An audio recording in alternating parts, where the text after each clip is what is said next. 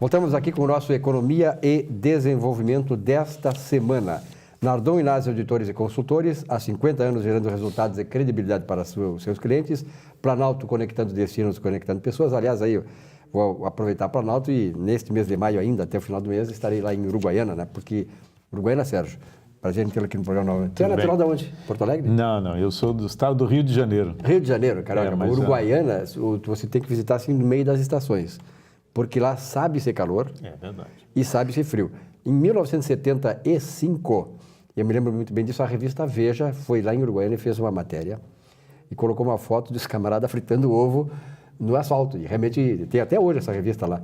E é de fritar ovo no asfalto, calor em Uruguaiana. Foi quando eu cheguei no Rio Grande do Sul, 1975, dia 25 de dezembro de 1975, saindo do Rio para Santa Maria.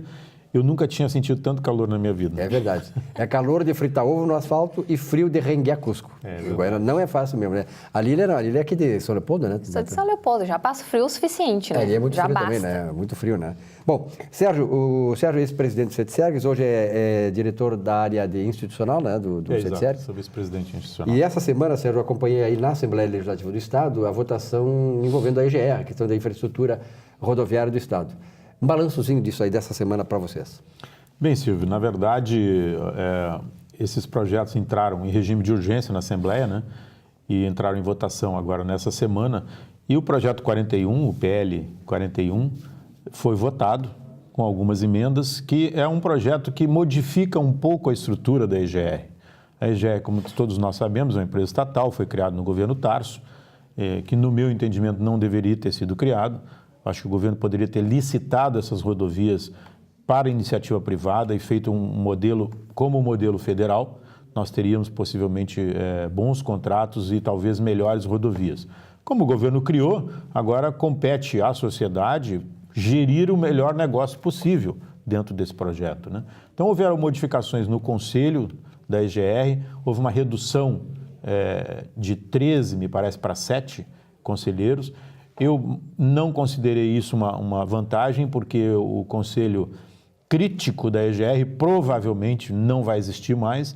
Haverá um conselho que concordará constantemente com o governo, porque são conselheiros indicados pelo governo do Estado. Então, há uma crítica realmente de que o conselho tinha esse peso para balancear as decisões que ocorriam por lá. E também houveram decisões no sentido de a arrecadação da EGR poder ser usada não só naquela praça, naquela rodovia da praça em que ela arrecada recursos, mas em toda a malha em que a EGR atende. Acho isso salutar, é interessante.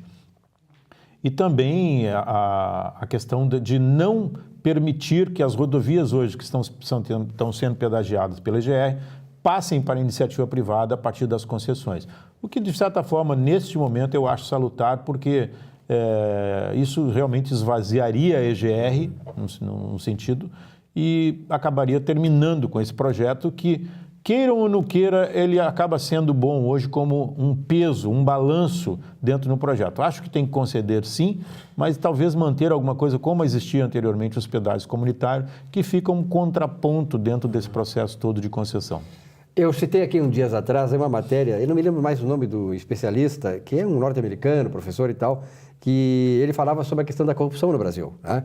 Então ele dizia assim, que nos Estados Unidos tem um termo também que eu não me lembro, os contratos entre o governo e a iniciativa privada são obrigatoriamente intermediados por uma seguradora. Quando aconteceu de cair lá a ciclovia lá no Rio de Janeiro, né, ele também deu uma entrevista na Globo News e falou exatamente isso. O Brasil só vai mudar isso e resolver o problema como se fez nos Estados Unidos, no Canadá, Nova Zelândia e vários países desenvolvidos, estabilizados, que é exatamente isso. Todo contrato público com a iniciativa privada terá intermediação da seguradora. Por que isso? E o Sérgio vai concordar, claro, naturalmente com isso, que é a questão, a seguradora, ela tem interesse direto em que a obra não tenha corrupção, que ela se paute por regras que são pré-estabelecidas do ponto de vista de prazo de entrega, de fiscalização da qualidade da obra e, sobretudo, do valor final. Porque aqui no Brasil se faz uma licitação para uma determinada obra, quando o setor público é a fonte geradora do recurso, E acontece sempre de haver um adendo no final, porque normalmente o adendo é 2 vezes mais, ou o valor da obra dobrando, como aconteceu, por exemplo, no Itaquerão, lá do Corinthians, né, que foi quase 2 bilhões de reais para fazer um estádio. Aqui se fez a 600 milhões a Arena do Grêmio.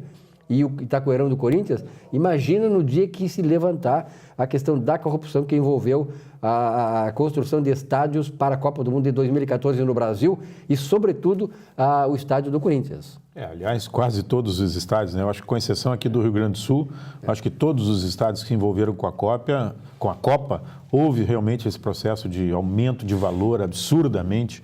Isso, obviamente, trouxe um prejuízo e tem corrupção no meio, isso é inevitável saber.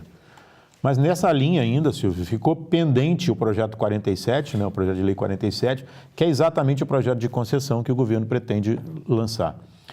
Na pretensão do governo do Estado, ele queria que a Assembleia abrisse mão da prerrogativa de examinar os projetos de concessão. Nós batemos numa tecla de que a possibilidade da Assembleia abrir mão desta prerrogativa seria o governo apresentar um marco regulatório das concessões, que é exatamente o que tu falaste. Pô, tem uma seguradora por trás, ela vai ter interesse, porque o prejuízo vai ser dela também. Claro. Prejuízo da fiscalização, para que as obras sejam bem feitas, utilizados materiais adequados, diferentemente do que ocorreu nesses últimos 15 anos. Nós tivemos materiais inadequados, poucos investimentos, péssimos investimentos, tanto que as empresas entregaram as rodovias que deveria ter uma garantia de no mínimo 2 anos e em 90 dias estavam destruídas, ou seja, então a obra foi mal feita, o material foi mal utilizado, de péssima qualidade e não houve fiscalização. Então, nesse sentido, esse projeto não teve quórum, né? Nós conversamos com praticamente todos os deputados na Assembleia, no sentido de que houvesse um pouco mais de tempo para diálogo, para entendimento, porque o governo do Estado está pouco transparente. Isso não cheira bem na atualidade. Tem que ser transparente. O governo apresentou um projeto de uma folha para um projeto de enorme importância para o Estado. Né? É um projeto de até 30 anos de concessão, que nós teremos aí, no mínimo, 8 governos que estarão honrando esse contrato.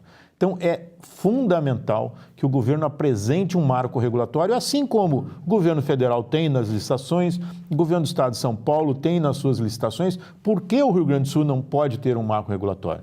Assim, todos os atores desse projeto ficaram cientes das suas responsabilidades, tanto o governo quanto a concessionária e o usuário que vai pagar essa conta. Então, não é admissível que o governo queira conceder desta forma sem apresentar um mínimo de garantia.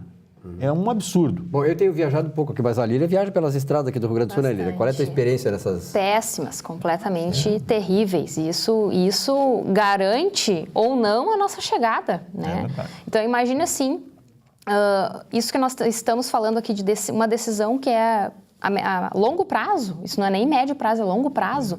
Como que não vai haver um planejamento? Sim. Como que isso vai ser um projeto de uma página só? Não, Lília, imagina, nós convivemos durante 15 anos com contratos mal feitos no governo Brito, que não trouxeram 1 metro de duplicação no Estado.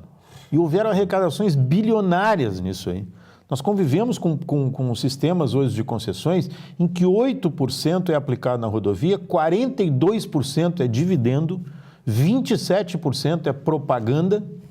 Quer dizer, são números muito desproporcionais. A EGR hoje, por incrível que pareça, investe mais de 60% dos seus recursos nas obras que estão sendo realizadas.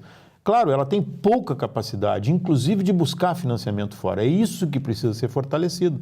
Mas admitir que nós tenhamos concessões por mais até 30 anos, nas condições em que nós vivemos na anterior, nós tivemos guerra de 15 anos, nós vamos ter guerra de 30 anos agora? Eu não vou assistir mais isso, mas os meus filhos sim. E nós queremos o quê? Boas rodovias para trafegar com segurança, diminuir o número de acidentes, o número de mortes. É isso que se busca. Ninguém está querendo aqui vantagem corporativa. É a sociedade que clama. Como tu que viaja sabe do risco que está correndo.